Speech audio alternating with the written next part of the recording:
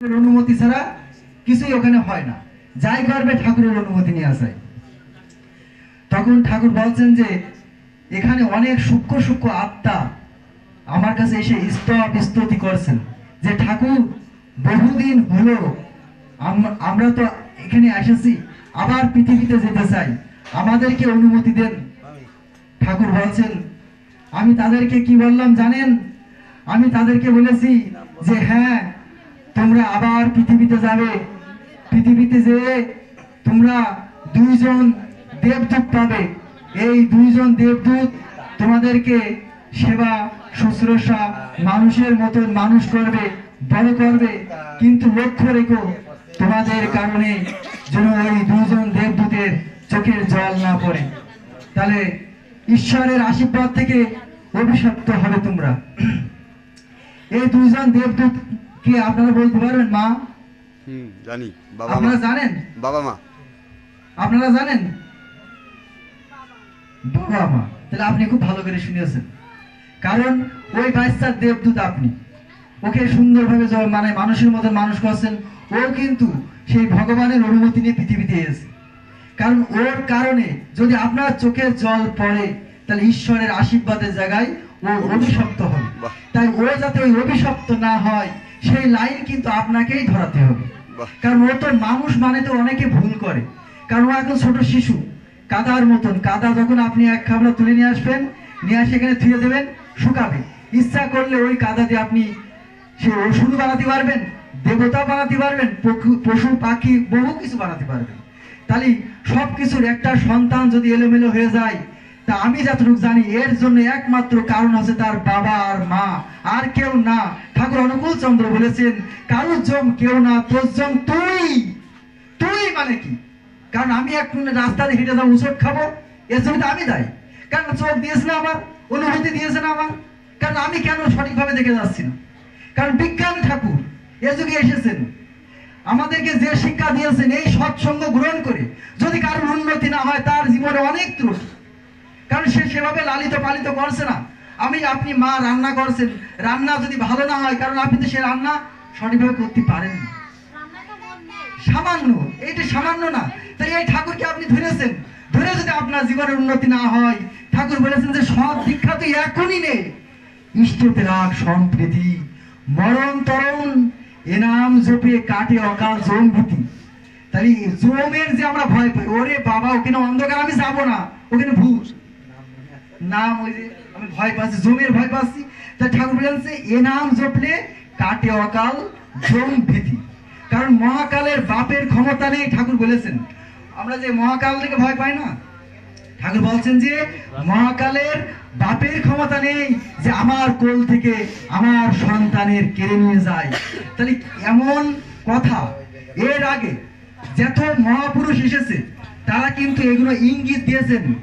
যেমন আপনার কাছে বলছেন যে এখান থেকে সিঙ্গির বাজারে যাও, আপনি বলছেন যে মনি সাবধানে যাস, আপনার মনিকে বলছেন সাবধানে যাস, তখন ওই মনি সাবধানটা কি বুঝবে? ওই যুগে হয়তো বুঝতে সাবধান মানে ওখানে অনেক বিপদ আছে।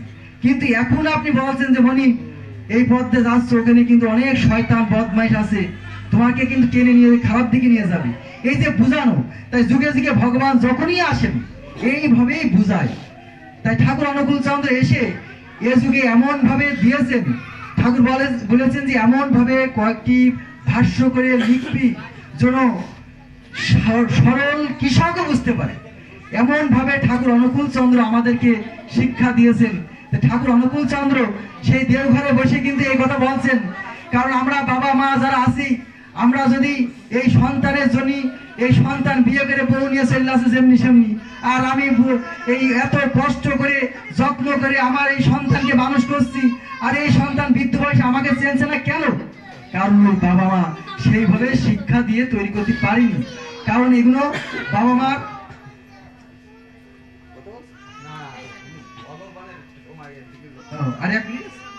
শেষ করে দিচ্ছি। যাই হোক, আপনারা সবাই নিজ নিজ সন্তানের খেয়াল করবেন, নিজ নিজ পরিবারের খেয়াল করবেন। কিরা কি করলো ওইটা দেখতে যাওয়া যাবে না, কারণ আপনার পরিবার যদি ইষ্টপ্রাণ না হয় আপনি দুঃখ পাবেন। বাইরে একজন মারা গেলে আমরা একটু ইস করি, কিন্তু আপনার পরিবারে যদি কেউ মারা যায় দুঃখিত হয়, সেটা আপনাকেই দরদি হয়। এজন্যই প্রত্যেকের পরিবারে বিশেষ করে ছোট ছোট ছেলে মেয়ে যাদের আছে এরা একটু বেশি করে নজর দেবেন, কারণ ছোট ছোট ছেলে মেয়ে এরা হচ্ছে কার্বন।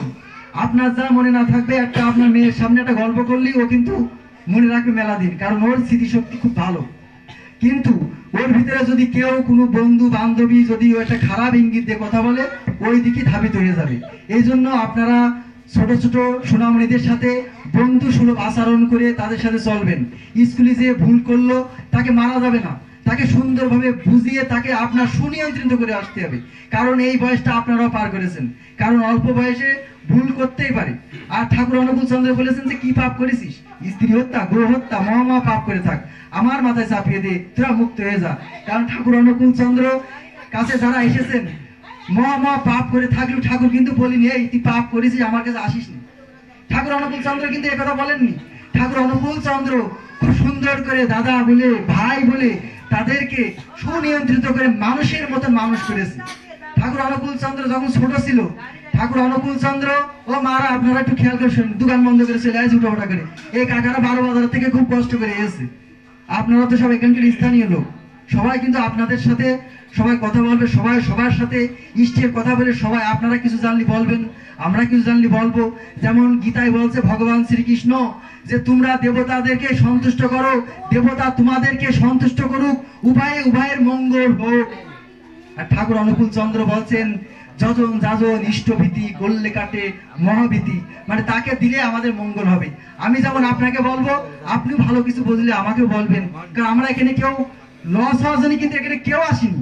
সবাই আমাদের জীবনের ঊর্ধ্বগতি যাতে ভালো হয়, মঙ্গল হয়, সেটাই। তা বুড়ো যারা হয়ে গেছে যাতে গিয়েছে, এই ছোট ছোট সোনামণি যারা এরা ভবিষ্যৎ ধরে রাখবে, এদেরকে আপনারা ভালোবেসে সুকৌশলে এদেরকে সুনিয়ন্ত্রিত করুন। মোবাইলে যেমন ভালোটা আছে তেমন খারাপটা আছে, দুটোই একটা। ঠাকুর বলেছেন যে একদিকে এই যে রাস্তা দিয়ে আমরা যখন হেঁটে যাচ্ছি, দুই পাশে দুই মস্ত খাত, একদিকে কামিনী একদিকে কাঞ্চন, কোনো দিকে খেয়াল না করে সোজা ধ্রুবতারার দিকে একমাত্র সেই ঠাকুরের দিকে লক্ষ্য রেখে চলে যেতে হবে, কারণ আমরা যেদিকে হেলবো সেদিকে পড়ে যাবো। জয় গুরু। তাই আপনারা সবাই ভালো থাকেন। ঠাকুরের কথা বলতে গেলেই প্রথমে যখন বলে মনে হয় ভয় ভয় করে, আর যখন এই শুরু করি মনে হয় যে সেই খুব স্পিরিটে চলে, এখন এই থামার কথা বলি রাগ হয়। তো যাই হোক, সময় দিয়েও খেয়াল করতে হবে, অনেক ভক্তরা আছে।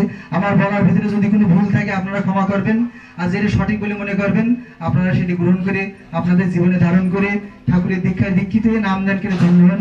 সবার মানব জীবনের উদ্দেশ্যে সফল হোক, সবার জীবন ধন্য হোক, সবাই সবার মঙ্গল এইভাবে বয়ে নিয়ে আসেন। আমার কথা বলে শেষ করে জয় গুরু। আর এই গৃহের মঙ্গল কামনা করছি। এই পরিবারের মানুষরা এরা খুবই ভালো। আমি এই মাসিক অধিবেশন হয় যে আমাদের কালীগঞ্জ মন্দিরে চাল তুলতে আসি, এদের আসলে আমার এই কাকি এই দিদি যেভাবে কথা বলে খুব ভালো লাগে। এরা খুব ভালো মানুষ। আপনারা সবাই মিলেমিশে থাকবেন, সবাই এই পরিবারের জন্য আশীর্বাদ করবেন। এরা যেন খুব ভালো মানুষ হয় এবং মানব জীবনের যে উদ্দেশ্য সেইটা যেন সফল হয়, সবার মঙ্গল হোক, এই বলে আমার কথা শেষ করছি। জয় গুরু। বন্দে পুরুষোত্তম, বন্দে পুরুষোত্তম, বন্দে জয় গুরু।